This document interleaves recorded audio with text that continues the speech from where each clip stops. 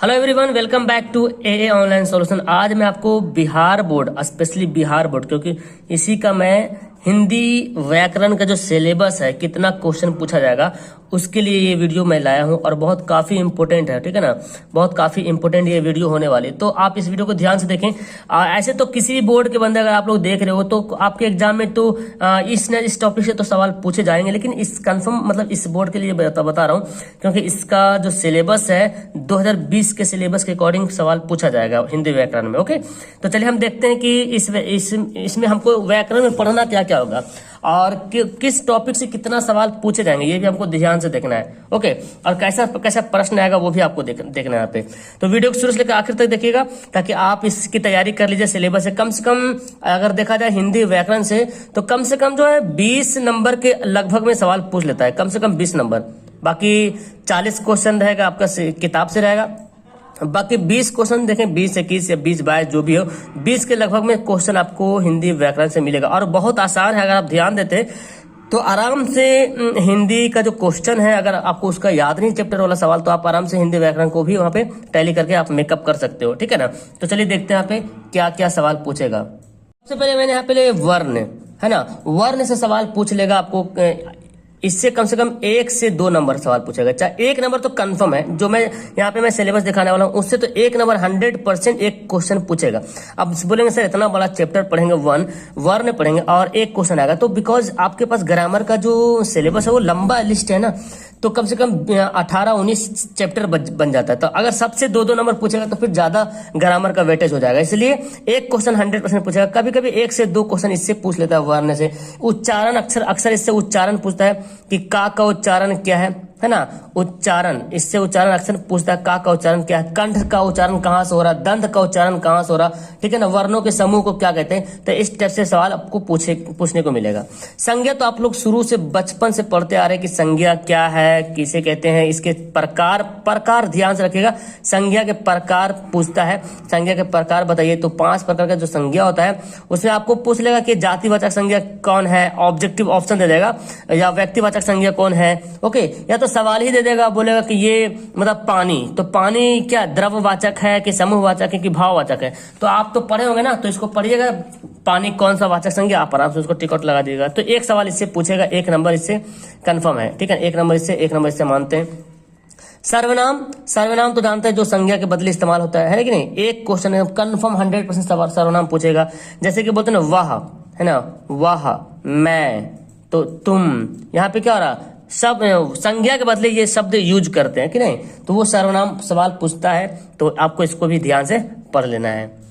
उसके बाद देखिए क्रिया आता है, तो क्रिया आप जानते हैं वर्ब को कहते हैं, इंग्लिश में पढ़ते हैं वर्ब को क्रिया कहते हैं। इससे भी एक क्वेश्चन 100% पूछेगा। जिस तरह से 2020 में सवाल पूछा ना, उसी प्रकार सिलेबस मैंने यहाँ पे आपको बता रहा और उसी प्रकार पूछेगा भी सवाल में, ठीक है ना, एग्जाम में।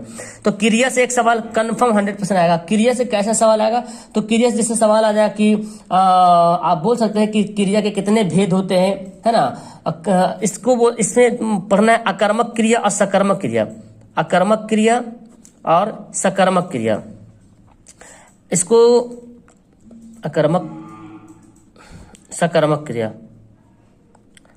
सकर्मक क्रिया, तो इसको आप बोल सकते हैं एक्टिव वॉइस, पैसिव वॉइस जिसको बोलते हैं ना, इसी प्रकार अकर्मक क्रिया सकर्मक क्रिया होता है। ठीक है ना, अकर्मक क्रिया सकर्मक क्रिया। तो ये क्रिया का आपको पढ़ना है, ध्यान से देख लीजिएगा। नहीं देखें तो टॉपिक ध्यान से पढ़ लीजिएगा, ताकि एक बार पढ़िएगा तो आपका क्लियर हो जाएगा। उसका देखिए विशेषण, तो विशेषण से भी सवाल पूछता है। 1 नंबर तो कंफर्म ही पूछे विशेषण। कभी कभी ना 1-2 नंबर पूछ लेता है। जो लॉन्ग चैप्टर है ना, जो थोड़ा सा टॉपिक थोड़ा सा बड़ा है, उससे 1 से 2 सवाल पूछ लेता है। ऐसे तो 1 सवाल कंफर्म है। विशेषण से आपको पता ही है कि जैसे खूबी खराबी के बारे में पूछा जाता है। इसके विशेषण के प्रकार भी सवाल पूछता है, एग्जाम में आता है प्रकार से सवाल। प्रकार कितने प्रकार को, विशेषण कितने प्रकार के होते हैं, है ना। खानदान शब्द का विशेषण बताइए, इसका क्या विशेषण होगा। जैसे भूख से विशेषण क्या बनेगा, तो आपने पढ़ा भूख से जो विशेषण बनता है, आपने पढ़ा ना, भूख से क्या बनेगा भूखा। तो भूख से विशेषण क्या बन जाता है, भूख से बन जाएगा भूखा, है ना। प्यास से बन जाएगा प्यासा। तो ये सब विशेषण हो गया, ठीक है। तो इसको भी आपको पढ़ना है ध्यान से। कारक भी बहुत इंपॉर्टेंट चैप्टर है, ये थोड़ा ज्यादा लंबा नहीं, लेकिन एक सवाल तो कंफर्म पूछेगा कारक से। कर्ता ने कर्म को है ना, आपने पढ़ा होगा कर्ता ने कर्म को, ये कारक का भी प्रकार पूछता है कि कारक कितने प्रकार के होते हैं, ये भी आपको बताना है। और कर्ता ने कर्म को, संप्रदान, अपदान, इस टाइप से जो सवाल आते हैं वो कारक से आते हैं, तो आपको इसको भी ध्यान से देख लेना है टॉपिक को। शब्द, आप देखिए जितना मैं बता रहा हूं उसको एक बार तो जरूर आप पढ़ लीजिए, तो पढ़िएगा ना तो मैं बता रहा हूं 70% आपके दिमाग में छप जाएगा, कुछ भी नहीं इसमें जान। हाँ, थोड़ा कारक है, थोड़ा समझना पड़ेगा। एक दो चैप्टर है, एक दो टॉपिक है जिसको थोड़ा सा आपको समझना होगा, तो बाकी सब तो इजी है, थोड़ा सा कारक को समझना पड़ेगा। शब्द क्या है, शब्द जो है आपको शुद्ध और अशुद्ध शब्द होता है ना, वो आपको बताना पड़ेगा, ठीक है ना। शुद्ध अशुद्ध शब्द होता है ना, शुद्ध शब्द कौन है, अशुद्ध शब्द कौन है, हाँ आप लिखते हैं शुद्ध या अशुद्ध शब्द, शुद्ध या अशुद्ध शब्द। तो इससे एक सवाल पूछ लेता है, जैसे अगर मैं लिख दूं परीक्षा, तब बोले क्या परीक्षा का शुद्धिकरण कीजिए, परीक्षा का शुद्धि क्या लिखा होता है, ये तो गलत लिखा हो ना, परीक्षा तो ऐसे लिखाता है, इधर से दीर्घई होता है, ठीक है ना, दीर्घई होता है। तो इस तरह से शुद्ध अशुद्ध जो है शब्द आएगा। उसके बाद उपसर्ग और प्रत्यय सवाल पूछता है, उपसर्ग और प्रत्यय, ठीक है ना, एक नंबर कंफर्म है उपसर्ग और प्रत्यय से, एक नंबर 100% एक नंबर उपसर्ग और प्रत्यय से पूछता है। तो उपसर्ग तो जानते हैं ना, जो शुरू में जुड़ता है उसको बोलते हैं उपसर्ग। जैसे कि आप जाने अपमान, यहाँ पे दे दिया अपमान, तो मान में अप जुड़ गया तो अप क्या हो गया, उपसर्ग हो गया, है कि नहीं। अपमान में अप जुड़ गया तो अप क्या हो गया, उपसर्ग हो गया। एक सवाल इसमें तो ऐसे बहुत बार पूछता भी है, जैसे देखिए आप यहाँ जान सकते विज्ञान, जैसे यहाँ पे मैं दे दिया सवाल विज्ञान, सवाल आया है तो देखिए ज्ञान एक शब्द था और उसमें वी जुड़ा, ज्ञान एक अलग शब्द था और वी जुड़ा तो एक विज्ञान बन गया, जिसका मीनिंग भी अलग हो जाता है। तो ये उपसर्ग जो शुरू में जुड़ता है, ठीक है ना, उपसर्ग किधर जुड़ता है, शुरू में जुड़ता है। और प्रत्यय जो होता है वो आखिर में जुड़ता है, तो एक नंबर इससे भी पूछेगा प्रत्यय। जैसे कि देख लीजिए यहाँ पे मैं वर्ड यहाँ बता रहा हूँ, जैसे टिकाऊ, टिकाऊ, तो टिक में जो आऊ जुड़ गया, टिक में आऊ जुड़ गया तो क्या हो गया, टिकाऊ जुड़ गया, उसको क्या बोलेंगे, टिकाऊ बोलेंगे। जैसे उपवन, है ना, तो ये तो सॉरी मैं तो उपसर्ग वाला बता, तो उप हो गया, उपसर्ग वाला हो गया। जैसे देखिए आपसे पूछ ले इच्छा, ठीक है ना, इच्छा, तो बोलेगा इसमें प्रत्यय क्या है। अगर आपसे पूछेगा इसमें प्रत्यय क्या है, तो देखिए जो आकर आ जो लगा ना, आकर आ इसमें जो लगा वो हो जाएगा प्रत्यय। तो प्रत्यय जो आखिर में लगता है, तो थोड़ा सा उपसर्ग प्रत्यय में, उपसर्ग को बहुत ध्यान से, प्रत्यय को बहुत ध्यान से समझना है। उपसर्ग तो समझ में आ जाता है, शुरू में जुड़ा हुआ है, और प्रत्यय जो आखिर में जुड़ा रहता है। जैसे टिकाऊ में आऊ करके लगा हुआ, आऊ, ठीक है ना, आऊ, टिकाऊ। समास को देखते हैं, समास और संधि, ये दोनों टॉपिक जो भी थोड़ा सा लंबा बनता है, लेकिन एक सवाल से 2 सवाल पूछेगा, इससे ज्यादा नहीं पूछेगा, है ना। कभी कभी समाज से 2 सवाल ही पूछ लेता है, कभी कभी संधि से 2 सवाल पूछ लेता है। ये 2 टॉपिक थोड़ा लॉन्ग पड़ता है, तो आपको इसको भी पढ़ना है। तो समाज से तो जानते हैं ना जी कि समाज के प्रकार क्या है, इससे पूछता है, समाज के प्रकार पूछता है, संधि का भी प्रकार पूछता है जी। और ये दोनों चैप्टर थोड़ा सा लंबा पड़ता है जी, ओके। ये दोनों चैप्टर बहुत ध्यान से पढ़ना, सवाल आते हैं। संधि का भी सवाल आता है कि कौन सा संधि है जी, है ना, यंग संधि है कि अयादी संधि है कि दीर्घ संधि है, वगैरह सब सवाल आता है, ओके। उपसर्ग में आपको सवाल पूछता है कि कौन सा उपसर्ग बहुब्रीहि, समास कौन बहुब्रीहि समास है, या तो फिर दिग्गु समास है, या तत्पुरुष समास है, ऐसे सवाल पूछता है इससे। तो आपको इसको भी ध्यान रखना है और इसको ध्यान से पढ़ लेना है, चैप्टर को कंप्लीट करें। पर्यायवाची शब्द तो आप लोग एकदम शुरू से पढ़ते आ रहे हो, बचपन से पढ़ते आ रहे हो। पर्यायवाची शब्द मतलब सेम शब्द, इसको क्या बोलते हैं, इंग्लिश में बोलते हैं सेम वर्ड, है ना, सेम वर्ड बोलते हैं, यानी कि साइनोनिम बोलते हैं इंग्लिश में। तो सेम वर्ड मतलब एक ही वर्ड का मीनिंग। जैसे कि आपने पढ़ा आग, और आग का क्या हो जाता है, अग्नि भी होता है, आग का अग्नि। तो ये सब क्या हो गया, पर्यायवाची शब्द हो गए। तो इसको भी आपको किताब में दिया हुआ है, इंपोर्टेंट पर्यायवाची शब्द आपको एकदम 100% पढ़ लीजिए, ओके। जिससे अब एक ही पर्यायवाची शब्द बोलेगा, ऐसा नहीं कि आपने तो किताब में याद किया होगा 4-4 5-5 पीस, आपको एग्जाम में एक ही पीस दिया रहेगा, एक ही पीस पूछेगा। या तो ऐसे भी रहता है इनमें से कौन इसका पर्यायवाची शब्द नहीं है, तो 3 रहेगा, 1 नहीं रहेगा, ये भी जानना है। विपरीतार्थ यानी कि विलोम शब्द को बोलते हैं, और विलोम शब्द भी एग्जाम में पूछता है, हर हाल में 1 नंबर का सवाल आएगा विलोम शब्द, कि धरती का पताल होता है ना, धरती का आकाश होता है विलोम शब्द, आग का पानी होता है, तो ऐसे पूछता है। तो ये तो नॉर्मल मैं बता रहा हूँ, थोड़ा सा आपको थोड़ा सा मतलब गहराई में जाना पड़ेगा, तब जाके आपको मिलेगा, मतलब पता चलेगा। जैसे सवाल पूछता है अमीर का गरीब, थोड़ा सा हल्का हल्का कभी कभी पूछता है, कभी बोलता है सुगम का दुर्गम, ऐसे कभी कभी पूछ लेता है, ठीक है ना। तो आपको विलोम शब्द जो किताब में दिया हो उसको तो आपको ध्यान से पढ़ लेने का है। चलिए आप देखिए लिंग से भी सवाल पूछता है। आपको पता है स्त्रीलिंग, है ना, स्त्रीलिंग और पुल्लिंग, स्त्रीलिंग और पुल्लिंग, ये तो आपसे सवाल पूछेगा एग्जाम में, हर हाल में पूछेगा स्त्रीलिंग कौन है, पुल्लिंग कौन है, सॉरी स्त्रीलिंग कौन है, पुल्लिंग कौन है, सवाल पूछेगा।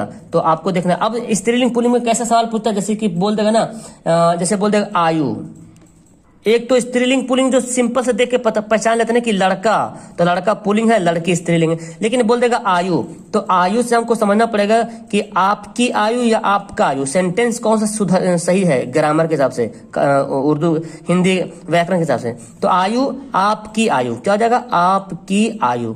तो यहाँ पे आपका आयु गलत हो जाएगा, आपकी आयु सही है। तो की जो लग गया तो ये क्या हो जाएगा, स्त्रीलिंग हो गया, है ना। तो इस तरह से स्त्रीलिंग पुल्लिंग का सवाल आपके एग्जाम में पूछा जाएगा, ध्यान से देखिएगा। अब देखिए एक मुहावरा, इससे तो सवाल हर हाल में पूछता है, मुहावरा या लोकोक्तियां, इस सबसे एक नंबर सवाल एकदम 100% पूछेगा। मुहावरा जैसे क्या बोलते हैं, 5 उंगलियां घी में होना, इस तरह से बोल सकता है। 9 2 11 हो जाना, ज्यादा हार्ड नहीं पूछता है, नॉर्मल से पूछता है, आपको बस याद कर लेना है। शब्दों की अशुद्धि पूछेगा, तो मैंने बता दिया। वाक्यों की अशुद्धि पूछेगा, वाक्य लिखा रहेगा, सेंटेंस 4 पीस दिया रहेगा, और शुद्ध सेंटेंस कौन है, अशुद्ध सेंटेंस कौन है, वो आपको बताना है। अनेक शब्द का एक शब्द आपने पढ़ा होगा, एक एक नंबर एकदम कन्फर्म सवाल पूछेगा। अनेक शब्द का एक शब्द, यानी कि जैसे कि इसको आप क्या बोल सकते हैं, जानने वालों को क्या बोलते हैं, है ना, आप बोलते हैं जैसे जानने वाला, जानने की इच्छा जिसको लगता है, जानने की इच्छा के लिए, तो उसको क्या बोलते हैं, जिज्ञासा कहते हैं। इस तरह से बहुत सारा यहाँ पे वर्ड बनता है, सेंटेंस बनता है कि एक शब्द लिखा, उसका अनेक एक लंबा सा शब्द है, उसका एक कोई शब्द रहेगा, एक अनेक शब्दों का एक शब्द है। तो ये अनेक शब्द 3 शब्द मिल गया, उसका एक शब्द बताना पड़ेगा। ओके, जिसके हृदय में ममता नहीं होता है उसको क्या कहते हैं, है कि जो भगवान को नहीं मानता उसको क्या कहते हैं। काल तो कंफर्म पूछेगा, काल का प्रकार पूछता है, काल कितने प्रकार के होते हैं। कभी कभी इसका वर्तमान काल के भी प्रकार पूछता है कि वर्तमान काल के कितने प्रकार है, भविष्य काल के कितने प्रकार है। तो इससे भी सवाल जो है पूछता है। तो आप ध्यान से देखिए, एक नंबर इससे कंफर्म। और एक नया टॉपिक दिखा है 21 बैच में देखने को मिला है, ये वाला नया टॉपिक कि पदबंध पूछ लेता है, पदबंध। ओके, तो आप क्रिया पदबंध, विशेषण पदबंध आपको पढ़ना है, इस एक नंबर से सवाल इससे पूछेगा। तो इन जो मैं टॉपिक बताऊं, इन टॉपिकों को जैसे 20 टॉपिक में बताया, 20 टॉपिक में एकदम कंफर्म है कि 20 नंबर पूछेगा। कभी कभी 21 भी हो सकता है, 25 भी हो सकता है, लेकिन 20 क्वेश्चन तो कंफर्म पूछेगा। तो ये आपके लिए क्वेश्चन, ये आपके लिए हिंदी व्याकरण बहुत ही इंपॉर्टेंट है। 2-3 टॉपिक है जो थोड़ा सा वास्ट लगता होगा आपको, तो उसको आपको देखना है बहुत जरूरी। बाकी ये सब तो एकदम बहुआ टाइप का, आराम से बस रिवीजन करना है। सर्वनाम, क्रिया, क्रिया विशेषण, है ना, उपसर्ग, प्रत्यय, संधि, पर्यायवाची, विलोम, ये सब याद करने का है। और ये सब जो समास और संधि, इसको समझने वाला है, इसको याद नहीं कर सकते, इसको समझने का है। तो जो समझने का उसको समझेंगे, और जो याद करना उसको याद करेंगे। तो आप लोग मुझे कमेंट करके बताएंगे कि आपको इनमें से कौन सा चैप्टर सबसे ज्यादा हार्ड लगता है। इजी तो खैर नहीं पूछूंगा, इजी तो है सबके लिए, लेकिन हार्ड कौन सा चैप्टर लगता है आपको, कौन सा चैप्टर जल्दी समझ में आता है, किस चैप्टर में दिक्कत है, नीचे कमेंट करके कोशिश करेंगे, ताकि मैं भी कोशिश करूंगा आपके लिए वो वीडियो लाने की। Okay, that's all. वीडियो अच्छी लगी तो लाइक कर दीजिएगा, दोस्तों को शेयर कर दीजिएगा, और पहली बार आए तो चैनल को सब्सक्राइब करके बेल आइकन दबा देना, ताकि जब भी मैं वीडियो डालूं तो आपके पास इसका इन्फॉर्मेशन सबसे पहले जाए। Okay, bye.